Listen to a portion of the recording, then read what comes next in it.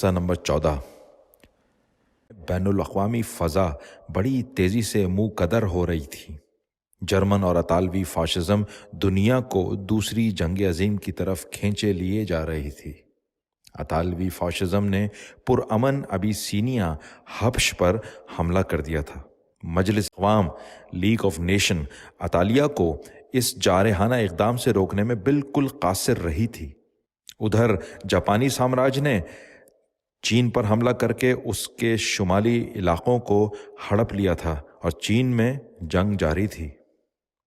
قوموں کی آزادی کا اس بے دردی سے سلب کیا جانا جمہوریت کا خون، بین الاقوامی جنگ جس کا مقصد یہ ہو کہ ساری انسانیت کو خاک و خون میں لتھیڑ کر چند سامراجی طاقتیں دنیا کو آپس میں نئے سرے سے بانٹ لیں، تمدن اور تہذیب کے لیے محیط خطرے ہیں۔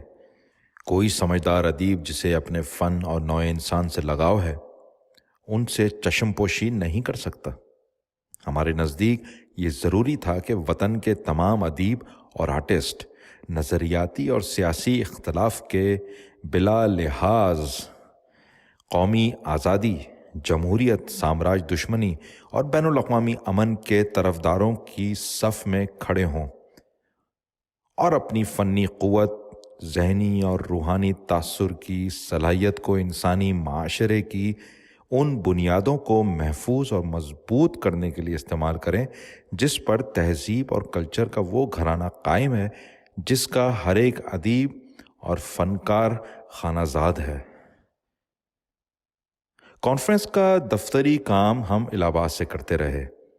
مختلف جگہوں سے ہمارے پاس جو خطوط اور جواب آئے ان سے ہم کو اس کا تو یقین ہو گیا کہ کانفرنس میں شرکت کے لیے ملک کے تقریباً تمام بڑے بڑے ادبی علاقوں کے ادیب آئیں گے، اور کانفرنس اگر شاندار نہیں تو کم از کم مفید ضرور ہوگی۔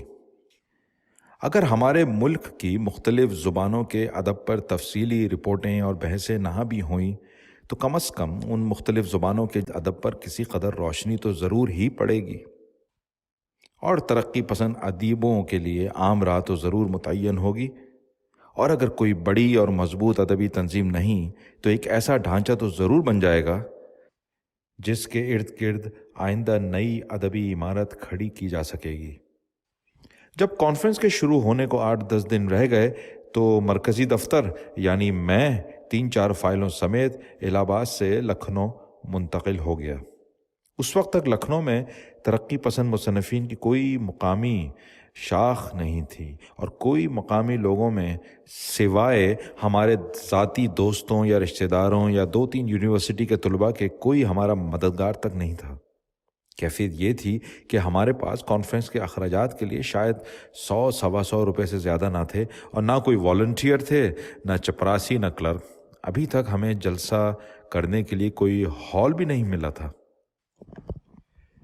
میں جب لکھنؤ پہنچا تو اس کے 1-2 دن کے اندر امرتسر سے ڈاکٹر رشید جہاں اور محمود الظفر بھی آ گئے۔ ہم سب کا قیام لکھنؤ میں وزیر منزل میں تھا۔ میرے والد کا یہ مکان ان دنوں سجا سجایا لیکن بیشتر خالی پڑا رہتا تھا۔ وہ خود الہ آباد میں رہنے لگے تھے۔ اس کافی بڑے مکان کے ایک حصے میں میرے بڑے بھائی ڈاکٹر سید حسین ظہیر رہتے تھے، لیکن 2/3 حصہ خالی پڑا تھا۔ ڈاکٹر ظہیر کی خاصیت یہ ہے کہ ہر اس کار خیر یا تحریک میں جسے وہ اچھی یا مفید سمجھتے ہیں بے دھڑک فیاضی اور انہماک کے ساتھ مدد کرنے کے لیے آمادہ ہو جاتے ہیں۔ حالانکہ وہ پیشہ ور سائنسدان ہیں اور ان کی زندگی اور اوقات کا بیشتر حصہ کیمیائی تفتیش و تحقیق میں صرف ہوتا ہے۔ میں تو خیر ان کا چھوٹا بھائی تھا، لیکن میرے سارے دوست اور ترقی پسندین کے کانفرنس کے کارکن رفتہ رفتہ وزیر منزل میں آ کر ٹکتے گئے اور سب ان کے مہمان ہو گئے۔ ڈاکٹر ظہیر اور ان کی بیگم کو ان پر اعتراض نہیں تھا کہ ہم آخر میں کل ملا کر وزیر منزل میں 10-12 آدمی ٹھہرے ہوئے تھے، اور ان کے علاوہ کھانے اور چائے کے وقت 2-4 صاحب اور بھی آ جاتے تھے۔ مان نمان مہمان ہو گئے ہیں اور انہیں زیر بار کر رہے ہیں۔ وہ مجھے اور میرے مہمانوں کو اس بات پر ڈانٹتے رہتے تھے کہ ہم کھانا وقت سے نہیں کھاتے، پہلے سے یہ نہیں بتاتے کہ ایک وقت میں کتنے آدمی کھانا کھائیں گے۔ کبھی کھانا بچ جاتا ہے اور ضائع ہو جاتا ہے اور کبھی کم پڑ جاتا ہے۔ محمود الظفر کے آ جانے سے لامحالہ ہمارے کام میں باضابطگی پیدا ہو گئی، اور حالانکہ میں انجمن کا عارضی جنرل سیکرٹری تھا، لیکن وہ فطری طور سے اس کے جنرل مینیجر بن گئے۔ انہوں نے کانفرنس کے کاغذات، خطوط اور دستاویزات کی علیحدہ علیحدہ فائلیں بنائیں، کام کو مرتب کر کے ان کا پروگرام بنایا، روز کا روز سب کو کام تقسیم کرنے لگے اور شام کے وقت سارے کاموں کا فرداً فرداً جائزہ لینے لگے۔ حسب دستور اپنے ذمے سب سے زیادہ کام لیا اور اسے بروقت اور بخوبی انجام دیا۔ لکھنؤ میں 3-4 ہال ہیں جہاں عام طور سے کانفرنسیں منعقد ہوتی ہیں۔ سب سے اچھی قیصر باغ کی بارادری ہے، لیکن شاہان اودھ کے جانشینوں کی حیثیت سے اس پر اودھ کے تعلق داروں کی انجمن کا قبضہ ہے۔ ہم نے اپنے بعض نوجوان زمیندار دوستوں کے توسل سے اس کو حاصل کرنے کی کوشش کی، لیکن تعلق دار انجمن کے کرتا دھرتا سخت ٹوڈی اور رجت پسند لوگ تھے۔ انہوں نے شاید پولیس سے دریافت کیا ہو اور انہیں یہ اطلاع دی گئی ہو کہ ترقی پسند خطرناک شے ہے، اس لیے ہمیں وہاں سے ٹکا سا جواب مل گیا۔ پھر گنگا پرساد ورما ہال کو حاصل کرنے کی کوشش ہوئی۔ وہاں ان دنوں میں شاید چھتری سبھا یا گو رکشا قسم کی کوئی کانفرنس ہونے والی تھی۔ بالآخر ہم نے رفاع عام ہال حاصل کرنے کے لیے دوڑ دھوپ شروع کی۔ یہ خوبصورت عمارت لکھنؤ کے ایک نیم پاگل نواب نے قوم کو دے دی تھی تاکہ اس میں پبلک جلسے اور کانفرنسیں ہوا کریں، لیکن وہ ترقی پسند نواب صاحب برسوں پہلے فوت ہو چکے تھے۔ اب وہاں شہر کے چند وکلا اور بیرسٹروں نے ایک کلب بنا لیا تھا۔ اس کا ہال بلیئرڈ اور برج کھیلنے اور وسکی اور بیئر پینے کے لیے وقف ہو چکا تھا۔ ایک زمانہ تھا جب رفاع عام میں بڑے بڑے تاریخی جلسے اور کانفرنسیں ہوتی تھیں۔ یہیں پر پہلی جنگ عظیم کے زمانے میں ہوم رول لیگ کا وہ جلسہ ہونا قرار پایا تھا جو مسز اینی بیسنٹ کی گرفتاری پر احتجاج کرنے کے لیے شہر کے قوم پرستوں نے مدعو کیا تھا، لیکن انگریز سرکار نے اسے غیر قانونی قرار دے دیا تھا۔ یہ لکھنؤ میں اپنی قسم کا پہلا واقعہ تھا۔ مسلح پولیس سے رفاع عام بھر گئی تھی اور سارے شہر میں زبردست سنسنی پھیل گئی تھی۔ حاشیے میں ذکر ہے، اسی موقع پر چک بست نے اپنی مشہور نظم ہوم رول پر لکھی تھی اور مسز اینی بیسنٹ کی گرفتاری پر ان کو خطاب کر کے کہا تھا، ماں کے دامن سے ہے بڑھ کر ہمیں تیرا دامن، تیرے بالوں کی سفیدی ہے کہ صبح وطن۔ 1920 میں یہیں پر خلافت کانفرنس ہوئی جس میں علی برادران اور ملک کے تمام بڑے لیڈروں نے شرکت کی۔ اس موقع پر مولانا محمد علی نے مسلسل 6 گھنٹے تقریر کی تھی اور رفاع عام کے احاطے میں انگریزی کپڑوں کے بڑے بڑے انبار جلائے گئے تھے۔ اس کے بعد یہیں پر نان کوآپریشن کی تحریک کے سلسلے میں کانگریسیوں اور خطیوں نے لبرل پارٹی کی کانفرنس میں ہنگامہ کر کے ہال پر قبضہ کر لیا تھا اور ان کے ہی پلیٹ فارم سے لبرلوں کے خلاف ریزولوشن پاس کروائے تھے۔ ہماری خوش قسمتی سے وکیلوں کے طبقے میں چند ترقی پسند بھی تھے۔ پنڈت آنند نارائن ملا حالانکہ ترقی پسند ادبی نظریوں سے کسی قدر اختلاف رکھتے تھے، لیکن وہ ایک اچھے شاعر، محب وطن اور ادب نواز انسان تھے۔ ان کی اور بعض اور لوگوں کی کوششوں سے رفاع عام ہال ہمیں مفت مل گیا اور ہماری سب سے بڑی پریشانی دور ہو گئی۔ ہمیں اس کی بھی فکر ہوئی کہ اگر لکھنؤ میں باقاعدہ استقبالیہ کمیٹی بنائی نہیں جا سکتی تو کم از کم استقبالیہ کمیٹی کے نام پر 150 ٹکٹ بیچ کر کچھ چندہ ہی فراہم ہو جائے، اور اگر پوری کمیٹی نہیں تو کم از کم استقبالیہ کمیٹی کا ایک صدر ہی بنا لیا جائے۔ ہم نے آپس میں مشورہ کیا اور اس عہدے کے لیے سب سے زیادہ موزوں چودھری محمد علی صاحب ردولوی کو سمجھا۔ یوں تو چودھری صاحب تعلق دار ہیں اور اودھ کے روسا میں سے ہیں اور وہ ہم سے ایک نسل پہلے کے فرد ہیں، لیکن ان کی ذات میں کچھ عجیب خصلتیں جمع ہو گئی ہیں جن کی وجہ سے ان کی شخصیت سرزمین اودھ کی دلچسپ ترین شخصیتوں میں سے ایک ہے۔ ان کے اخلاق و ادب اودھ کے قدیم رئیسوں کی طرح ہیں، لیکن ان کی صورت، داڑھی، مونچھ صاف گورا چٹا رنگ جدید انگریزی تعلیمی یافتہ نوجوانوں کی سی ہے۔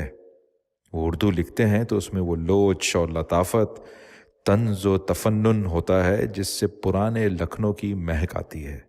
لیکن باتیں کرتے پر آ جاتے ہیں تو نیٹشے اور مارکس، ٹیگور اور اقبال ایک طرف، تو جنسیات اور نفسیات کے ماہر فرائیڈ اور ہیلاک دوسری طرف ان کی زد میں ہوتے ہیں۔ بزرگوں اور بڑوں کے درمیان ہوتے ہیں تو ان سے آخرت، جائیداد اور ان کی اولاد کا تذکرہ کریں گے۔ نوجوانوں میں ہوں گے تو جنسیات کے مسائل پر ایسی محققانہ باتیں کریں گے کہ بڑے بڑے رنگین مزاجوں کی آنکھیں کھل جائیں۔ اگر کسی محفل میں خوبصورت عورتوں اور نوجوان لڑکیوں کا مجمع ہو تو وہ ان کے جھنڈ میں یوں پہنچ جاتے ہیں جیسے لوہا مقناطیس سے کھینچتا ہے، اور پل بھر میں اپنی اجنبیت کو کھو کر ان سے ایسی رازدارانہ باتیں کرنے لگتے ہیں جو صرف راجہ اندر اپنی پریوں سے کرتے ہوں گے۔ وہ اردو ادب کی بہترین روایت سے واقف اور ایک لطیف طرز تحریر کے مالک تھے، اور جدید ادب سے بھی گہری دلچسپی رکھتے تھے۔ جب ہم نے ان سے اپنی استقبالیہ کمیٹی کی صدارت کے لیے کہا تو انہیں بڑا تعجب ہوا کہ یہ درخواست ان سے کی گئی۔ رسماً نہیں بلکہ بڑے خلوص کے ساتھ انہوں نے اس سے اپنی معذرت کا اظہار یہ کہہ کر کیا کہ وہ کبھی کسی تحریک میں شامل نہیں ہوئے ہیں اور ہر قسم کے سیاسی جھگڑوں اور ہنگاموں سے دور بھاگتے ہیں، لیکن ہمارے خاص طور پر رشید جہاں کے اصرار پر وہ نہیں بھی نہ کر سکے اور آخر میں راضی ہو گئے۔ اس کے بعد سب سے پہلا کام انہوں نے یہ کیا کہ بہت معذرت کے ساتھ چپکے سے 100 روپے ہمیں عطیہ بھی دے دیا۔ یہ ہمارے لیے نعمت غیر مترقبہ تھی۔ چودھری صاحب کو اس کی شرمندگی تھی کہ یہ رقم بہت کم تھی، لیکن انہیں معلوم نہیں تھا کہ ہمیں کانفرنس کے لیے کسی ایک شخص سے 10 روپے سے زیادہ چندہ نہیں ملا تھا، اور ہم کل جملہ 100-150 روپے لے کر کل ہند کانفرنس کرنے چلے تھے۔ ہم نے کانفرنس کے ہال کے لیے کوئی 200-300 کرسیاں کرائے پر لے تو لیں، لیکن اب یہ فکر لاحق ہوئی کہ ہال بھرے گا بھی یا نہیں۔ ملک کے مختلف حصے جن ڈیلیگیٹس کے آنے کی ہمیں اطلاع ملی تھی ان کی تعداد مشکل سے 30-40 رہی ہوگی۔ 2 بنگال سے، 3 پنجاب سے، 1 مدراس سے، 2 گجرات سے، 6 مہاراشٹرا سے، اور شاید 20-25 صوبہ متحدہ کے مختلف حصوں سے۔ لکھنؤ میں اس وقت تک ہماری تحریک بالکل جاری ہی نہیں ہوئی تھی۔ الہ آباد میں تو فراق، اعجاز حسین، احمد علی وغیرہ یونیورسٹی میں پڑھاتے تھے اور ان کے زیر اثر طلباء کی خاصی تعداد ہمارے جلسوں میں آ جاتی تھی۔ یہاں یونیورسٹی میں بھی ہمارا کوئی نہ تھا۔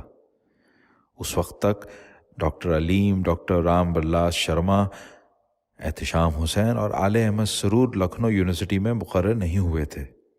ہماری بے سر و سامانی اور کمزوری کا اس سے بڑا اظہار کیا ہوتا کہ لکھنؤ جیسے ادبی شہر میں ہماری کانفرنس میں دلچسپی لینے والے گنتی کے ہوں۔ ہمیں اس کا احساس تھا کہ اگر ایسا ہوا تھا تو یہ اہل لکھنؤ کی بدذوقی یا رجت پسندی کی وجہ سے نہیں، بلکہ اس سبب سے تھا کہ انہیں ہماری تحریک یا کانفرنس کے بارے میں مطلع نہیں کیا گیا ہے اور ان میں کانفرنس کے لیے دلچسپی نہیں پیدا کی گئی ہے۔ چند دنوں میں چند آدمی اس کمی کو کس طرح پوری کر سکتے تھے؟ پھر بھی ہم نے ہار نہیں مانی۔ یونیورسٹی میں چند طلباء کے ذریعے ہم نے اشتہار تقسیم کروائے، اور جب کانفرنس کے 2 دن پہلے بڑے پوسٹر چھپ کر آ گئے تو محمود الظفر اپنے ساتھ 2 اور ساتھیوں کو لے کر شہر کے خاص حصوں، نکڑوں اور چوراہوں پر رات بھر انہیں چسپاں کرتے پھرے۔ رشیدہ لکھنؤ میں چند سال پہلے ڈاکٹری کی پریکٹس کر چکی تھیں اور یہاں پر بہتوں سے واقف تھیں۔ انہوں نے گھوم گھوم کر کانفرنس کی ریسیپشن کمیٹی کے 3 روپے والے ٹکٹ بیچنے شروع کیے۔ اگر یہ لوگ ادب سے دلچسپی لینے والے نہیں بھی تھے تو 3 روپے کی تک تو انہیں ادب نوازوں کی صف میں داخل کر ہی لیا گیا۔ اس کے علاوہ کانگریس کے سالانہ اجلاس میں شرکت کرنے کے لیے ہزاروں آدمی لکھنؤ آنے لگے تھے۔ ان میں سوشلسٹ لیڈر اور کمیونسٹ کارکن بھی تھے، جن میں اکثر اگر ادیب نہ تھے تو ترقی پسند ادبی تحریک کے ہمدرد تھے۔ آچاریہ نریندر دیو سنسکرت، پالی اور ہندی کے عالم تھے اور اردو کے بہترین مقررین میں سے شمار کیے جاتے تھے۔ جے پرکاش نارائن کی سوشلسٹ سیاسی زندگی کا دلکش آغاز تھا۔ کملا دیوی چٹوپادھیا ایک سرخ शोले की तरह फरोज़ां थीं। मियाँ इफ्तिखारुद्दीन बड़े शद व मत के साथ कांग्रेस के बाएं बाजू की सियासत से मुंसलिक हो गए थे। उन सब ने हमारी कॉन्फ्रेंस में शिरकत का वादा किया। सरोजनी नायडू नए शायरों और अदीबों की सरपरस्ती और दिलजोई और मदद के लिए हमेशा तैयार रहती थीं। वो भी लखनऊ में थीं और उन्होंने भी कॉन्फ्रेंस में शिरकत का वादा किया था। जूं जूं कॉन्फ्रेंस का दिन करीब आता, हमारी घबराहट बढ़ती जाती। रुपयों की कमी की वजह से हम अपने डेलीगेट्स को ठहराने और उनके खाने पीने का इंतज़ाम भी नहीं कर सकते थे। चंद को हमने अपने दोस्तों और रिश्तेदारों के यहाँ ठहराने का बंदोबस्त किया था। बहुत से कांग्रेस के कैंप में जाकर टिक गए थे, जहाँ एक झोंपड़ी चंद रुपयों में किराए पर मिल जाती थी और खाना बहुत सस्ता था। बाज़ यूनिवर्सिटी के हॉस्टल के खाली कमरों में ठहरे। ये इंतज़ाम हमारे लिए बड़ी जहमत का बाइस था, इसलिए कि कॉन्फ्रेंस हॉल और मेरे घर से, जहाँ कॉन्फ्रेंस का आर्जी दफ्तर था, ये सब जगहें कई कई मील के फासले पर थीं। लेकिन मजबूरी थी। हमने अपने मेहमानों को अपनी हालत बता दी थी और उनसे पहले कह दिया था कि लखनऊ में उनके ठहरने का खातिर खा इंतज़ाम करने से हम कासिर हैं। बाहर से आने वाले लोगों का रेल स्टेशन पर इस्तकबाल भी हम ना कर सकते थे। 3-4 आदमी आखिर क्या क्या करते। ताहम अपने सदर मुंशी प्रेमचंद को स्टेशन पर लेने जाने का हमने तैयार किया। महमूद किसी और काम में लगे हुए थे, इसलिए रशीदा और मैंने तय किया कि हम दोनों स्टेशन जाएंगे। कहीं से थोड़ी देर के लिए हमने एक मोटर भी हासिल कर ली थी। सुबह का वक्त था, गाड़ी 9 बजे के करीब आने वाली थी। हमने सोचा कि 8:30 बजे घर से रवाना होंगे। हम 8 बजे के करीब बैठे चाय पी रहे थे कि घर में एक तांगे के दाखिल होने की आवाज़ आई और साथ ही नौकर ने आकर मुझे इत्तला दी कि कोई साहब आपको बुला रहे हैं। मैं बाहर निकला तो क्या देखा कि प्रेमचंद जी और उनके साथ एक और साहब हमारे मकान के बरामदे में खड़े हुए हैं। मुझ पर हैरत और शर्मिंदगी से थोड़ी देर के लिए सकता छा गया, लेकिन कबल इसके कि मैं कुछ कहूँ, प्रेमचंद जी ने हंसते हुए कहा, भाई तुम्हारा घर बड़ी मुश्किल से मिला है, बड़ी देर से इधर उधर चक्कर लगा रहे हैं। इतने में रशीदा भी बाहर निकल आई और हम दोनों अपनी सफाई और माजरत पेश करने लगे। मालूम हुआ कि हमें ट्रेन के वक्त की गलत इत्तला थी। उसके आने का वक्त 1 घंटे पहले का था। 1 अप्रैल से वक्त बदल गया था, लेकिन अब उल्टे प्रेमचंद जी ने माजरत शुरू कर दी। हाँ, मुझे चाहिए था कि चलने से पहले तार दे देता, लेकिन मैंने सोचा कि क्या ज़रूरत है, अगर स्टेशन पर कोई ना भी मिला तो तांगा करके सीधा तुम्हारे यहाँ चला आऊँगा। मैं दिल में सोच रहा था कि आम तौर से कॉन्फ्रेंसों के सदर का शानदार इस्तकबाल किया जाता है। उन्हें प्लेटफार्म पर हार पहनाए जाते हैं, उनके जुलूस निकलते हैं, उनकी जय जयकार होती है, और हमारा सदर है कि खुद अपनी जेब से रेल का टिकट खरीद कर चुपके से आ गया। स्टेशन पर इस्तकबाल तो क्या, राह बताने के लिए भी कोई उसे ला। एक मामूली से तांगे पर बैठकर वो खुद ही बेतकल्लुफ़ी से कॉन्फ्रेंस के मुंतज़मीन के घर पर चला आया। उनकी कोताही का शिकवा शिकायत तो दरकिनार, उसके माथे पर बल भी नहीं पड़ा और उनसे यूं घुल मिल गया जिससे मालूम होता था कि रस्मी बातों पर वक्त ज़ाया करना उसके नज़दीक बिल्कुल गैर ज़रूरी है।